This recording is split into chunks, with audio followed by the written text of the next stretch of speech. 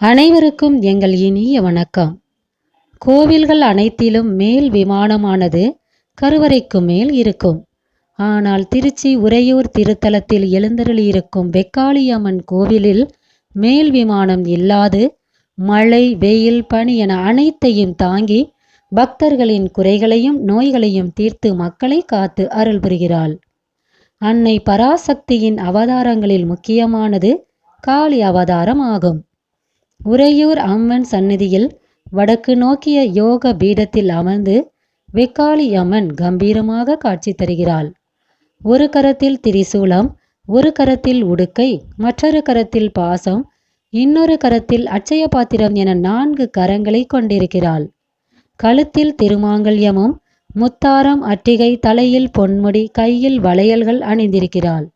பீடத்தில் வலது காலை மடித்தும் இடது காலை அசுரன் மீது பதிய வைத்தும் அருள் பாலிக்கிறாள். இடுப்பில் யோக பட்டம் அணிந்திருக்கிறாள். வெக்காளி அம்மன் வெட்ட வெளியில் அமர்ந்திருக்கிறாள். மேற்கூரை இல்லாத அம்மன் கோயில்களில் பொதுவாக அம்மன் இடது காலை மடித்து வலது காலை அசுரன் மீது பதியுமாறு அமர்ந்திருப்பாள். ஆனால் வெக்காளி அம்மன் வலது காலை மடித்து இடது கால் பாதத்தை அசுரன் மீது பதிய வைத்திருப்பது அபூர்வமான காட்சியாகும். திருச்சி அருகே உள்ளது உறையூர்.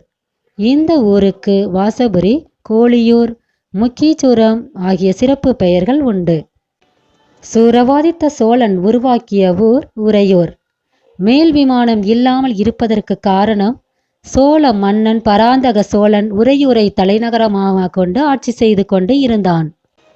சாரமா என்ற முனிவர் பெருமான் அழகிய பூஞ்சோலை அமைத்து அதில் கிடைக்கும் மலர்களை பறித்து தினமும் தாயுமானவரை வழிபாடு செய்தார். அப்போது சில நாட்களாக பூந்தோட்டத்தில் பூக்களை யாரோ திருடிச் செல்வதைக் கண்டு வருத்தம் கொண்டார். பின் ஒரு நாள் மலர்களை பறித்து கொண்டிருந்த ஒருவன் அகப்பட்டான். சாரமர் முனிவர் விசாரித்ததில் அவன் பராந்தக சோழ மன்னன் தான் பறித்து வரச் சொன்னதாக கூறினான். சாரமா முனிவரும் மன்னரிடம் சென்று, ஏன் எனது மலர்களை பறித்து வரச் சொன்னீர்கள் என்று கேட்டார். ஆனால் மன்னனோ சாரமாமுனிவரை அலட்சியமாக அவையில் நடத்தி அவமானப்படுத்தி விட்டான். இதனால் சாரமாமுனிவர் தாயுமானவரை நோக்கி தவமிருந்து தனது குறையை முறையிட்டார்.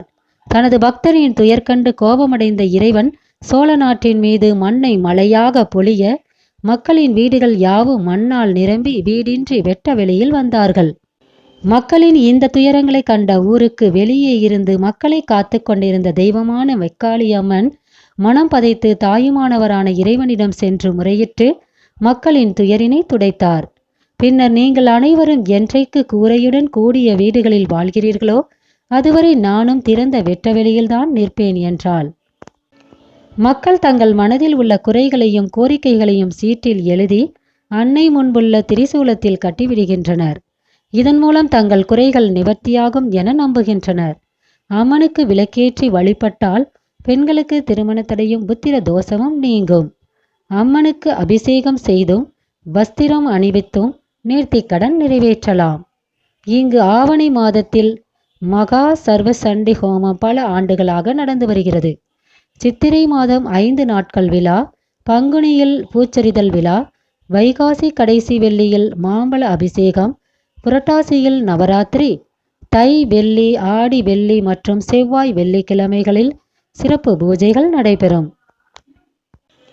இந்த கோயில் காலை 6 மணி முதல் 11 மணி வரை, மாலை 4 மணி முதல் இரவு 8 மணி வரை திறந்திருக்கும். இதுபோல சுவாரஸ்யமான அறியாத தகவல்களை அறிந்து கொள்ள எங்கள் சேனலை பார்த்தா தெரிந்து கொள்ளலாம். வாழ்க வளமுடன், நலமுடன் அனைவரும். நன்றி.